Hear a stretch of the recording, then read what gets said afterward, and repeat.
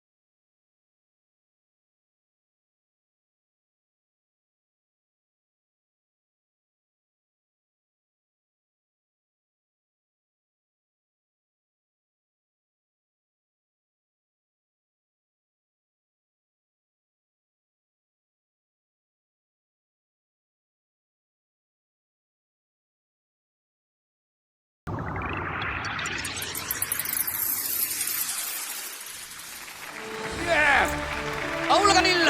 අවුල ගන්න. ඩොලර්ස් නැති කාලේ. ඩොලර්ස් නැති කාලේ. අනේ ඔව් අනේ මටත් ඕනේ. මටත් ඕනේ. ඩොලර්ස් ගෙනල්ලා. අපි යමු ප්‍රවීණත්වයේ ජේෂ්ඨත්වයේ ආචාර්ය චන්න විජේවර්ධනයන් වෙත. මේ කම්පිටිෂන් එකේ මෙතෙක් ඉන්න සියලුම නර්තන ශිල්පීන්ට වැඩිය ඔයගේ හයිට් එකයි රීච් එකයි එක්ක ඔයගේ ඇඟේ ලස්සනක් තියෙන එක කාටවත් නැති එකක්. Kawashi Roshi!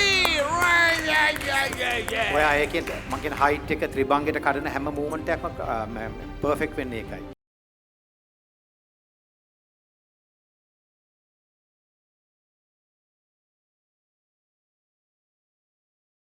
සබිතා පෙරේරා මහත්මිය ඇත්තටම ශිරෝෂි ලස්සන හින්දි චිත්‍රපටයක් හින්දි ගීතයක් නරඹුවා වගේ තමයි දැනෙන්නේ.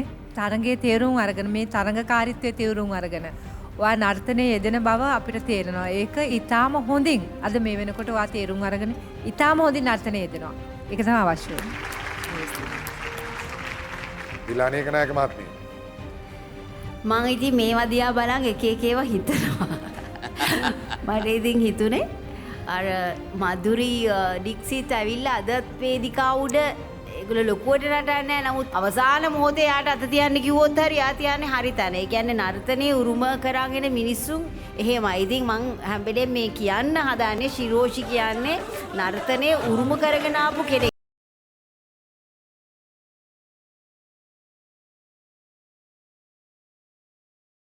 අනිවාර්යෙන්ම මුලින්ම චන්න විජේවර්ධන මහත්මයා ලකුණු 10ක් ලැබෙනවා. එකතු කරලා 5-8 එකට සමිතා පෙරේරා මහත්මයා